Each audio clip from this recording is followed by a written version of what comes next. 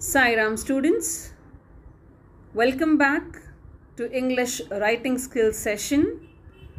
Last class we had begun with descriptive essay and today we'll be continuing with the same topic. But before I start students, I'll be giving you a short recap of what we did in our last class. I hope a book and a pen is kept handy to jot down all the important points. Let's get started. Let's understand what is descriptive essay. It's a genre of essay that asks the students to describe something. That something can be an object, a person, a place, an experience, an emotion, or a situation. Next, we moved on to the elements, the 5 elements that we require for a good descriptive essay writing. To begin with, we have the sensory details. Sensory details uses the 5 senses, that is sight, touch, sound, taste and smell, to add depth of detail to our writing. Sensory details are powerful and memorable because they allow the reader to see, to hear, to smell, to taste or to feel your words. Clear? Next is figurative language. It means that the words are used in a way that is different from the usual meaning. That way, the description is more interesting or impressive. And again, figurative language, it creates pictures in your mind. I give you an example of simile and metaphor. Similarly, even personification is a part of figurative language. The third element that we did was dominant impression. It unifies and organizes the essay by acting as a foundation of what characteristics will be provided in the story. If you remember, I gave an example of, if you are writing an essay on your sister, so you can mention about how strong and resilient she is. Remember? Yes. So dominant impression is the way that the author wants the audience to feel or to be affected when reading his or her written work. Precise language. Precise language is using exact and specific words. So writers use precise language to give readers particular images in their heads, in their mind. So I remember telling you that you can use adjectives, you can use verbs, you can use nouns. Clear? Careful organization. Careful organization is probably the most important part of descriptive writing. Yes, there should be a flow in your descriptive writing. The writing needs to be organized with some sense of purpose. It can be chronological order. It can be general to specific details. Like I told you in the last class, if you are describing a person, first you will mention about his general behavior, his general nature, and then you can move on to the specific details of that particular person. So yes, now one more thing is show, don't tell. Very, very important.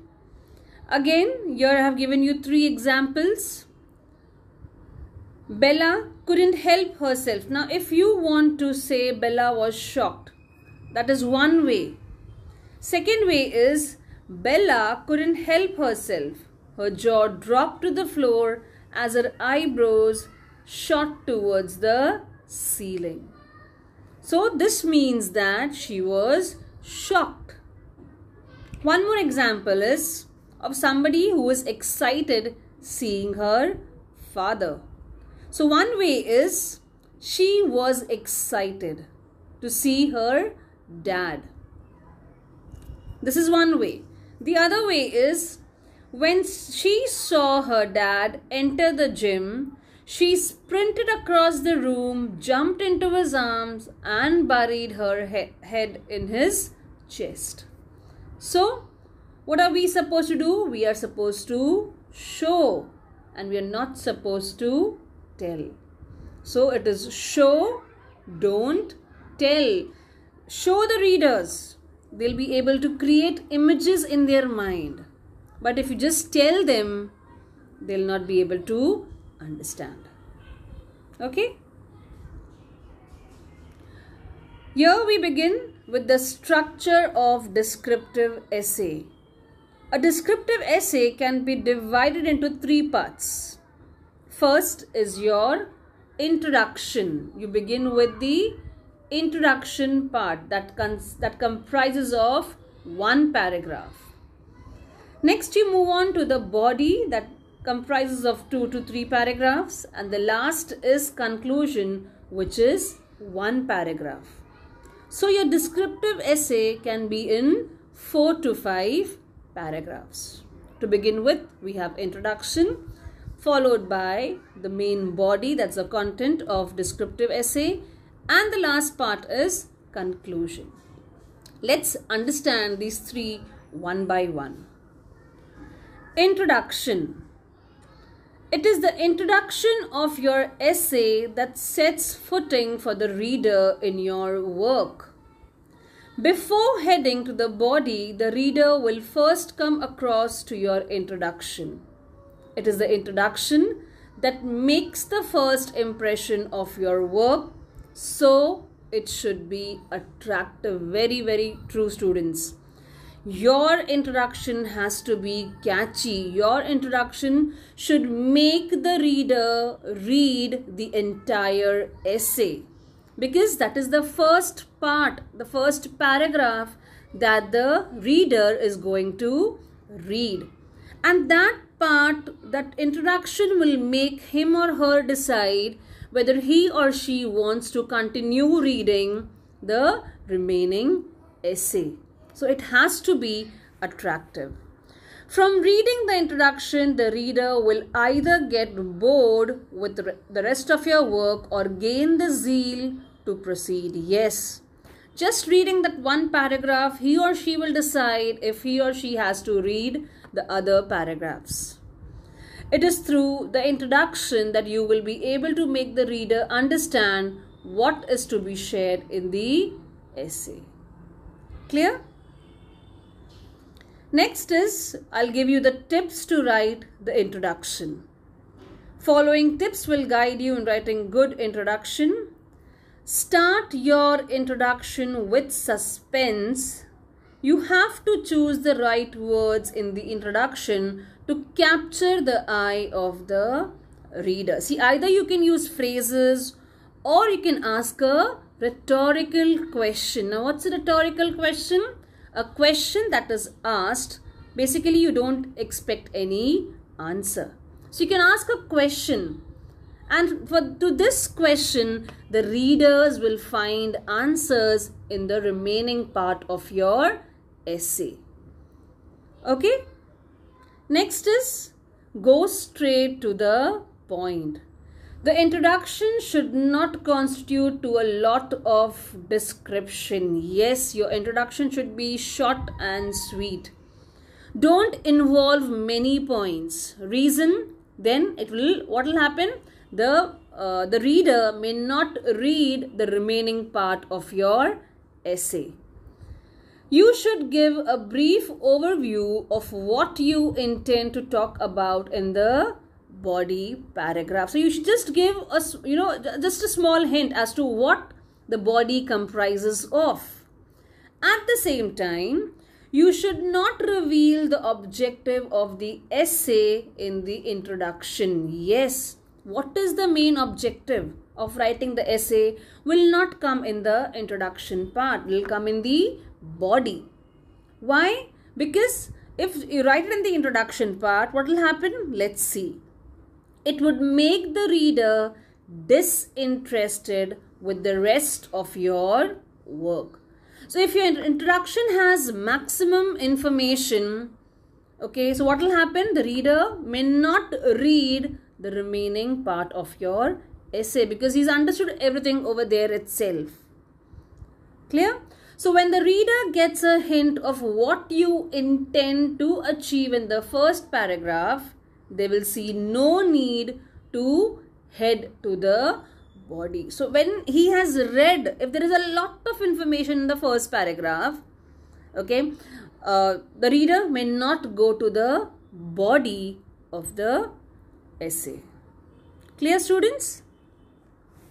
Moving ahead to the body of descriptive essay. After the introduction, what comes next is the body. I told you there's a flow. You begin with introduction, that's one paragraph, followed by body, again 2 to 3 paragraphs, and then is the conclusion. There is the flow. Okay, so after introduction we have body. The body is the main part that constitutes your essay. All the points should be covered there. The body should support your thesis statement. To achieve great body paragraphs, you should. So, the main content of your essay should be in the body. What do you exactly want to convey to your readers should be in your body. Clear? Now, I'll tell you how to write the body paragraphs. Use topic sentences at the start of every paragraph. What is topic sentence? In one line, you will tell what that paragraph is all about. Okay? The idea should come out clearly at the beginning before you proceed giving the description. So in that very first line, the reader will understand, okay, this paragraph, okay, it relates to this detail. So that one line of yours should speak about the content. What will be the content of the paragraph? After the topic sentence, proceed to the description to back up the idea. So once you have given the topic sentence, the remaining paragraph should support the topic sentence. Link your paragraphs using good transition words for descriptive essay. Most of transition words are usually conjunctions, so you should be able to select appropriate conjunctions to suit your explanation. So you should select words in such a way that there is a good transition in your essay. Mostly the writers use conjunctions to show that transition. If you are connecting contradicting sentences, you should use contradicting conjunctions such as however. If there is any contradiction sentences that you plan to use in your essay, you should begin your paragraph, or you should link your paragraph with contradiction conjunctions. For example, however.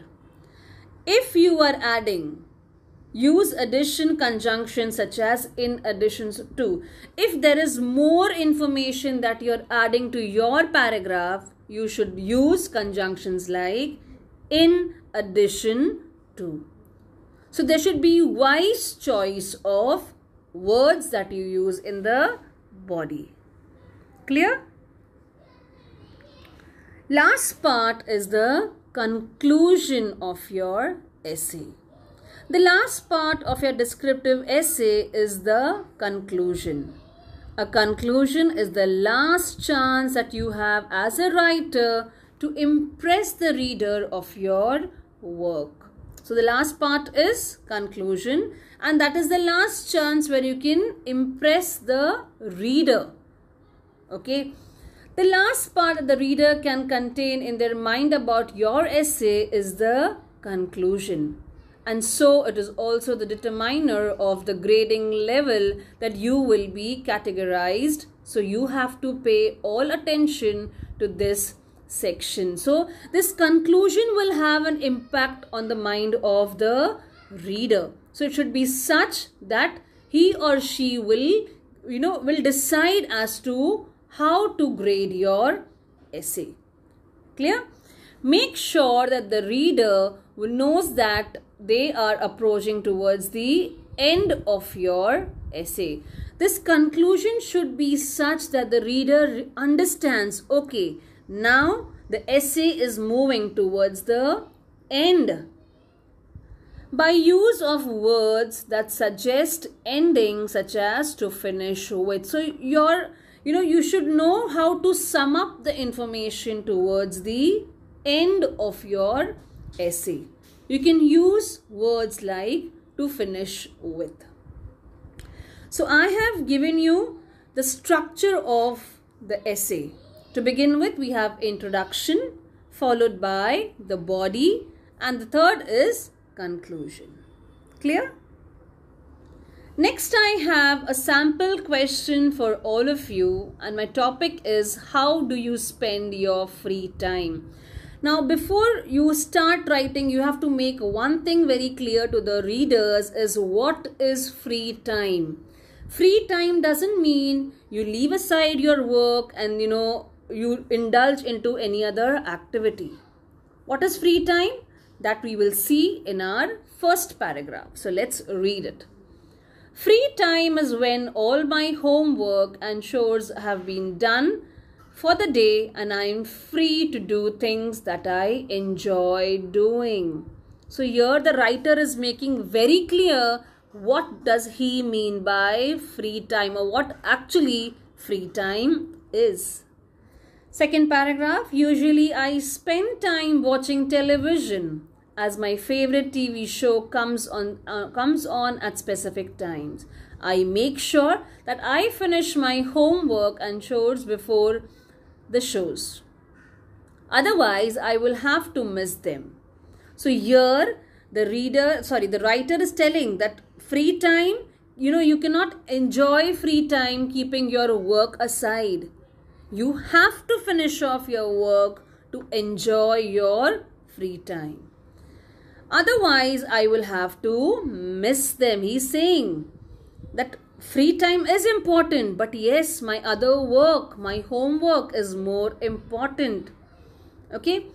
Mostly, I manage to watch the shows, but sometimes extra homework or chores may cause me to miss a show or two.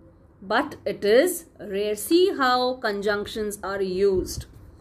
Anyhow, if I know that I am definitely not able to catch a show in time, I will just set the video recorder to tape the show so that I can watch it later. So here the writer is telling that he or she may get time, but what is more important? Finishing off other work is equally important, and once that is done, only after that he or she will enjoy their free time. Moving ahead. Another thing that I do in my free time is potter around in the garden with my mother. Potter around is move around. Now students, when I am reading this, see the words that they are using. You can create images in your mind while I am reading it. She plants a fair bit of flowers and I enjoy helping her taking care of them. It is a pleasure to feel the soil, prune the plants, remove the weeds, and do little things that help the plants grow better. It always fills me with wonder to watch seedlings germinate, sprout leaves, and eventually go to produce beautiful flowers. So, could you get those images in your mind? Pottering around in the garden also taught me many things about insects, butterflies, snails, caterpillars, centipedes, millipedes, and other small creatures that inhabit the place. These creatures are mainly harmless, and watching them go about their chores always fascinates me. In the evening, when the weather is fine, I sometimes go for a stroll around the neighborhood with my friends. This is the time when most of the neighbors have come home from work to school. We say a hello to those who we know. They are mostly friendly people and they acknowledge our greetings. Once in a while, we come upon unfriendly neighbors, but we just ignore them. So now the writer has come to his evening time. Okay, now he is speaking what he does do you know what he does during evening? In the night, I usually do a bit of reading before going to bed. Books are like little treasure chests. A lot of information and knowledge are to be found in them, and all it takes is a bit of time spent reading them. This is certainly a very beneficial way to spend my free time.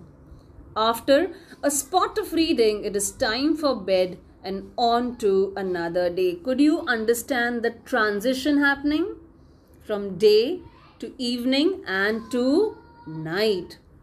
The writer didn't begin with night first and then during the day and then evening time. See, there was a proper logical order. A proper order was maintained while writing the essay, and this is what even you all have to do. Clear, students? So this was my sample example for you all. Now you will write a descriptive essay. That is, the topic is a visit to my favorite place. Okay, and this will be done in your composition book. I hope, students, the topic is very clear to all of you. We have studied the 5 elements and the 3 parts of the descriptive essay. Using them, you will answer the question that I have given you in your English composition book.